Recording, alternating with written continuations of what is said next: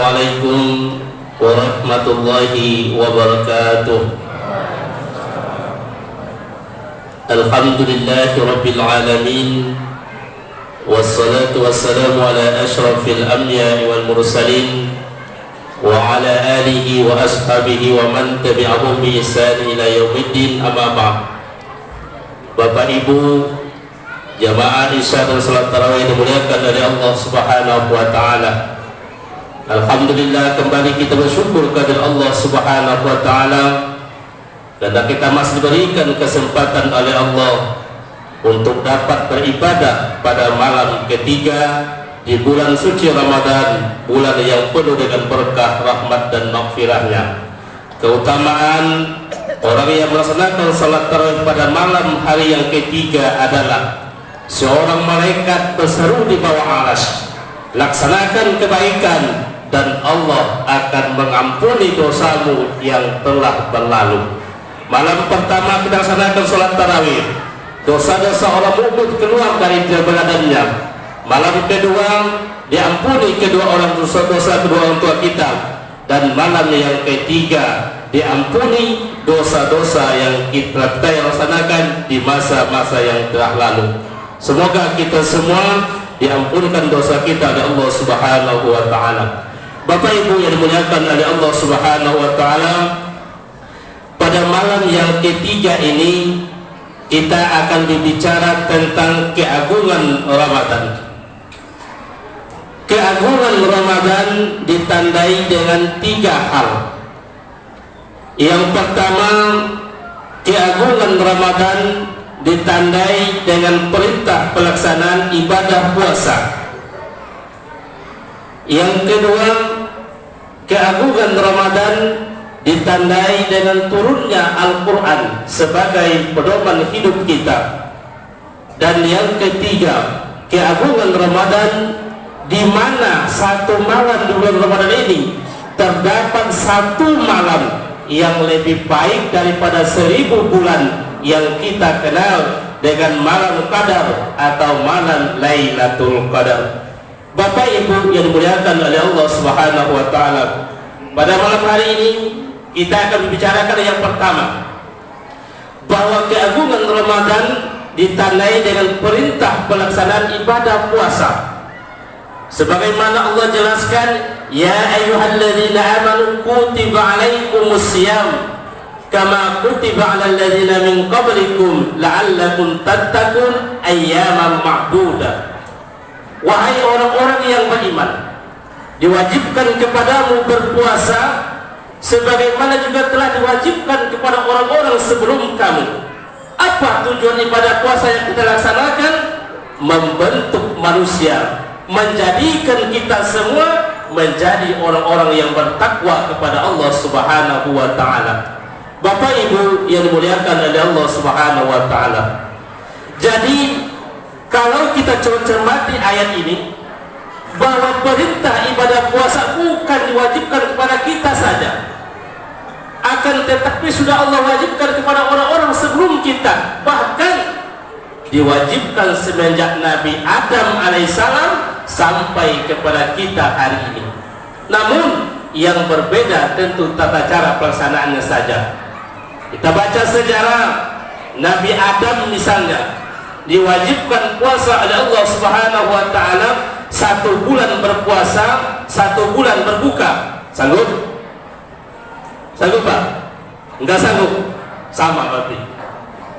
Dalam 1 tahun Nabi Adam berpuasa selama 6 bulan. Nabi Daud diwajibkan puasa oleh Allah Subhanahu wa taala 1 hari puasa, 1 hari berbuka, yang kita kenal dengan puasa Daud. Ini banyak yang melaksanakannya. Dalam setahun Nabi Daud juga berpuasa selama 6 bulan. Sementara Nabi Ibrahim alaihissalam diwajibkan oleh Allah Subhanahu wa taala berpuasa 3 hari dalam sebulan. Awal bulan ia berpuasa, pertengahan bulan ia berpuasa, akhir bulan ia berpuasa. Dalam setahun Nabi Ibrahim berpuasa selama 36 hari. Islam merupakan warisan agama Ibrahim. Maka kita umat Islam diwajibkan oleh Allah Subhanahu wa taala berpuasa 1 bulan penuh lamanya, yaitu di bulan suci Ramadan ini. Jadi enggak ada lagi Pak ya, kalau di kampung-kampung sana Pak masih ada orang berpuasa, awal Ramadan dia berpuasa, pertengahan Ramadan berpuasa, akhir Ramadan berpuasa. Keliru. Ini puasanya Nabi Ibrahim. Sementara kita umat Islam puasanya 1 bulan penuh lamanya, yaitu di bulan suci Ramadan. Sehingga Rasul mengatakan, barang siapa yang berpuasa 1 bulan penuh di bulan Ramadan, baik 30 hari maupun 29 hari sesuai dengan ketentuan, kemudian dilanjutkan dengan puasa Syawal 6 hari, seolah-olah pahalanya 1 tahun penuh lamanya yang berpuasa. Ini fasilitas. Bapak Ibu yang dimuliakan oleh Allah Subhanahu wa taala, para ulama kita mengatakan bahwa ibadah puasa ini ibadah sirriyah, ibadah abstrak, ibadah rahasia, tidak ada unsur sugestinya. Kalau ibadah-ibadah kita yang lain, yang pertama bisa dilihat Pak. Kita sholat, orang lihat kayak sekarang ini ya. Kita infak, zakat kayak tadi orang tahu. Apalagi kalau kita menunaikan ibadah haji, 1 orang yang berangkat, 1 RT yang antar. Tapi kalau ibadah puasa, hanya kita dan Allah yang tahu, tidak ada yang tahu selain kita dan Allah. Maka oleh sebab itu, lantaran ibadah-ibadah yang lain itu bisa dilihat, nggak usah pura-pura melaksanakannya. Contoh, ada anak muda pengen dilihat calon mertuanya misalnya, pura-pura sholat, nggak bisa. Kenapa? Kelihatan. Atau ada yang pengen pura-pura sedekah, juga nggak bisa. Apa yang mau disedekahin? Apalagi kalau pengen pura-pura haji Pak ya, kemana berangkatnya? Ke Tanah Abang? Nggak mungkin. Tapi kalau pengen pura-pura puasa, gampang sekali. Waktu kita masih kecil, masih ingat Pak ya, pura-pura puasa, habis makan di kamar, lalu keluar rumah, lap bibir dengan kering-keringnya, jalan agak lemas sedikit, ada angin goyang, lemas amat, puasa. Kenapa? Ibadah puasa hanya kita dan Allah yang tahu. Selain kita dan Allah tidak ada yang tahu. Lalu yang kedua, ibadah-ibadah yang lain juga bisa kita nilai. Contoh, ada orang sholatnya khusyuk, kita bisa nilai Pak. Iya ya, itu Pak Haji itu sholatnya khusyuk ya. Kenapa kita tahu? Kelihatan dari cara dia sholat. Atau kayak tadi kita bisa menilai, iya ya, itu haji dari Jawa Timur sedekahnya kok berani ya. Kita tahu kenapa? 10 juta. Bisa kita nilai Pak. Begitu juga dengan ibadah haji, kita bisa menilainya. Iya ya, kayaknya Pak Haji itu hajinya mabrur ya. Kenapa kita tahu? Ada perubahan sikapnya sebelum berangkat haji dan setelah kembali haji. Contoh, sebelum berangkat haji dulu jarang sholat berjamaah di masjid. Begitu pulang dari haji, dia orang yang pertama berjamaah datang ke masjid. Ini kelihatan haji mabrurnya. Jangan sampai terbalik. Ada juga orang mentang-mentang sudah haji, sebelum haji rajin ke masjid. Begitu pulang haji nggak pernah datang ke masjid. Keliru. Ditanya, kau nggak pernah datang lagi ke masjid berjamaah haji. Kau tidak tahukah saya ini haji ini? Saya ini sudah haji. Kau tidak tahu? 1 kali sholat berjamaah di Masjidil Haram, 1000 kali sholat berjamaah di Al-Azhar. 1 kali sholat berjamaah di Masjid Nabawi, 50 kali, 1000 kali ketimbang sholat berjamaah hari ini. Jadi saya nggak perlu lagi ke masjid. Keliru kalau begini ya. Ada juga begitu Pak. Memang keutamaan sholat Masjidil Haram itu jauh lebih besar ketimbang masjid kita, tapi bukan berarti begitu pulang haji nggak ke masjid lagi. Bisa kita nilai. Tapi ibadah puasa kita nggak bisa menilainya. Belum pernah orang mengatakan, iya ya, itu anak-anak muda di Al-Azhar itu puasanya mantap-mantap semuanya. Kenapa? Kayaknya dari begitu habis sahur sampai berbuka puasa meludah terus sampai ngumpul ludahnya di depan masjid. Nggak ada. Sirriyah, abstrak, rahasia. Maka yang terbentuk dari ibadah puasa, harapan yang akan terbentuk dari ibadah puasa ini adalah yang pertama, ibadah puasa akan membentuk kita semua, akan membentuk manusia menjadi pribadi yang ikhlas dalam kehidupan ini. Ini sikap hidup yang paling penting, ikhlas. Dan ini yang akan terbentuk dari ibadah puasa kita. Orang lain memuji atau tidak bukan soal. Orang lain melihat bukan tidak atau bukan urusan. Ibadah puasa, ibadah kita dengan Allah Subhanahu wa taala. Dari ibadah sirri semacam ini terbentuklah keikhlasan, dan ini penting dalam kehidupan kita. Itu penyakit stres, Pak, yang banyak pikiran itu kemudian berubah menjadi stroke. Itu lantaran kadang-kadang kita kehilangan yang namanya keikhlasan dalam kehidupan kita ini. Kadang-kadang ada tetangga beli TV baru, kita demam, Pak, ya. Ada orang beli mobil, kita masuk rumah sakit. Ada tetangga beli kipas angin, kita yang kedinginan, ya. Ada teman beli kompor, kita yang kepanasan. Ada orang beli rumah, beli tanah, kita mati masuk tanah, disiksa oleh perasaan kita sendiri.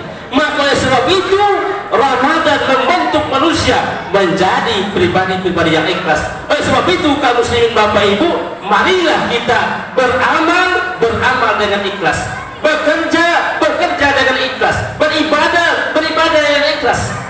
Kita sholat berjamaah ikhlas karena Allah. Kita berinfak ikhlas karena Allah, bukan karena dipuji orang. Dan inilah yang akan terbentuk dari ibadah puasa kita, membentuk manusia menjadi pribadi-pribadi yang ikhlas dalam kehidupan kita ini.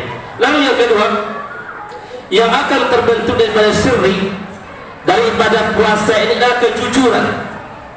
Sebab hanya orang-orang yang ikhlas, orang-orang yang jujur yang bisa melaksanakan ibadah puasa. Dan ini tujuan ibadah puasa kita, membentuk manusia menjadi orang-orang yang jujur.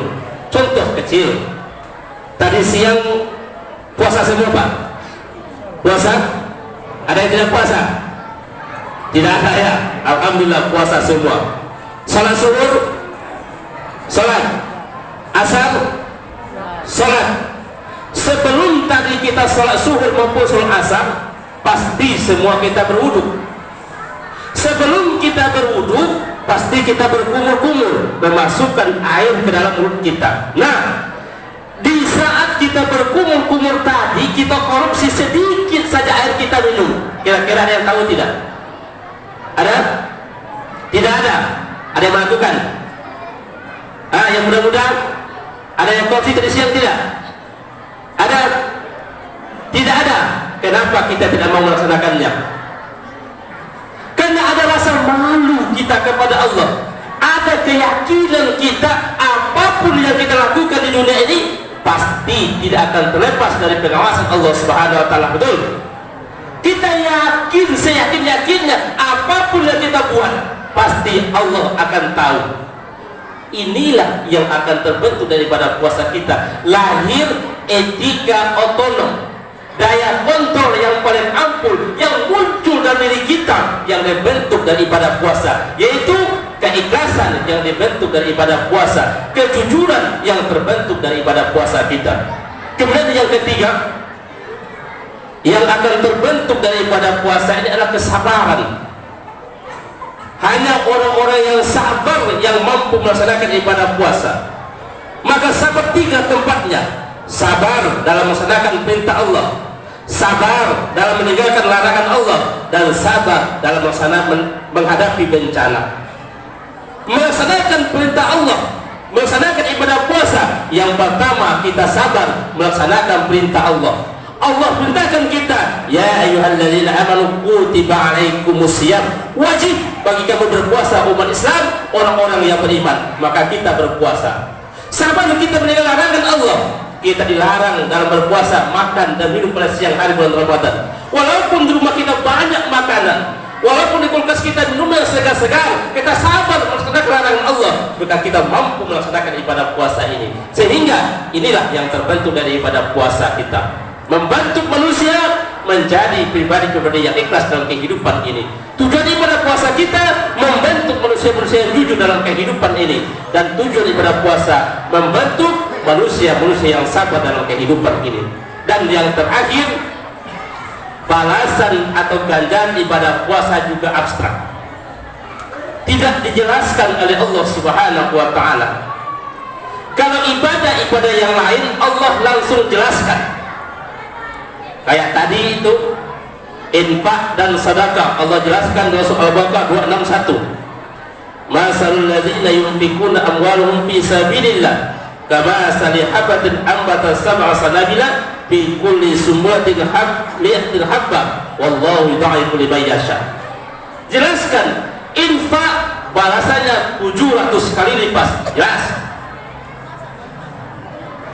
Salat berjamaah di masjid Allah jelaskan 27 kali lipat. Pilih yang mana Pak? Di rumah dapat 1, di masjid dapat 27. Pilih yang mana? Masjid. Alhamdulillah, masjid kita penuh kalau begitu. Allah jelaskan. Begitu juga dengan haji. Al-hajjil mabrur laisa lahu jazaa'u ilal jannah, kata Allah. Haji yang mabrur balasannya tidak lain kata surga. Sementara ibadah puasa Allah cuma bilang asyamuli wa ana ajziyum bi. Puasa itu untukku kata Allah, dan aku yang akan membalasnya. Berapa besar balas ibadah puasa, berapa banyak ganjaran ibadah puasa Allah tidak jelaskan. Kalau aturan semacam ini harus menjadi sugesti bagi kita Bapak Ibu, agar kita melaksanakan ibadah puasa dengan sebaik-baiknya. Contoh, ini banyak yang di pasar, ya, kerja di toko dan lain sebagainya. Kalau kita kerja sama orang, orangnya bilang, Mas, kau kerja sama saya, gajimu 2 juta 1 bulan, jelas Pak ya? Jelas. Datang pagi jam 7, pulang jam 5, 1 bulan 2 juta. Ini jelas Pak.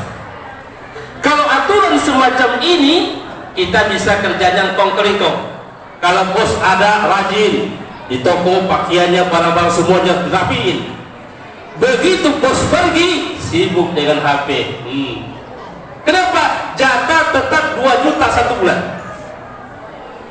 Tapi kalau kita kerja sama orang, misalnya orang bilang, Mas, kau kerja sama saya, soal gajimu nanti saya yang atur, saya yang tentukan. Berapa besar gaji kita tidak jelaskan oleh mereka. Kalau aturan semacam ini, kita harus berhati-hati bekerja. Kenapa? Bisa saja gaji kita sama 2 juta 1 bulan, kalau pekerjaan kita biasa-biasa saja. Bisa saja gaji kita jauh lebih besar, kalau pekerjaan kita sangat memuaskan, sangat bagus, sangat rapi. Dan bisa juga tidak digaji sama sekali kalau pekerjaan kita berantakan. Inilah ibadah puasa. Dengan tidak jelaskan berapa besar gaji ibadah puasa, harus menjadi sugesti bagi kita bahwa kita harus hati-hati melaksanakan ibadah puasa, harus menjaga ibadah puasa dengan sebaik-baiknya. Kenapa? Bisa saja ibadah puasa kita sama ganjarannya dengan ibadah-ibadah yang lain kalau ibadah puasa kita biasa-biasa saja. Tapi tidak tertutup kemungkinan ibadah puasa kita jauh lebih besar pahalanya ketimbang ibadah-ibadah yang lain kalau kita mampu melaksanakan dengan sebaik-baiknya, dengan penuh iman, wahtisabah, perhitungan dan iman yang mantap. Dan tidak tertutup kemungkinan ibadah puasa kita, sebagai Nabi jelaskan, tidak ada yang didapatkan oleh berpuasa selain lapar dan haus saja. Kenapa? Karena puasanya berantakan, tidak menjaga aturan puasanya. Jadi dengan tidak jelaskan ibadah puasa menjadi sugesti bagi kita. Kita harus berhati-hati dalam melaksanakan ibadah puasa ini. Bapak Ibu yang dimuliakan oleh Allah Subhanahu wa taala, inilah yang terbentuk dari ibadah puasa kita. Dengan melaksanakan ibadah puasa kita tetap ini, semoga dengan pelaksanaan ibadah puasa kita menjadikan kita semua, membentuk pribadi kita semua menjadi pribadi-pribadi yang ikhlas dalam kehidupan kita ini, menjadikan kita semua menjadi pribadi-pribadi yang jujur dalam kehidupan ini, dan menjadikan kita semua menjadi pribadi-pribadi yang sabar dalam kehidupan ini, sehingga tercapailah tujuan ibadah kita puasa kita yang sesungguhnya, yaitu la'allakum tattaqun, menjadikan kita semua menjadi orang-orang yang bertakwa kepada Allah Subhanahu wa taala. Bapak Ibu yang dimuliakan dari Allah Subhanahu wa taala, inilah keagungan Ramadan yang pertama, dan ini yang dapat saya sampaikan pada malam hari ini. Semoga dengan pelaksanaan ibadah puasa kita menjadi orang-orang yang sabar, orang-orang yang ikhlas, orang-orang yang jujur dalam kehidupan ini, dan menjadikan kita semua menjadi orang-orang yang bertakwa. Mohon maaf kalau waktunya sedikit. Terima kasih atas perhatian. Wabillahi taufiq wal hidayah. Wassalamualaikum warahmatullahi wabarakatuh.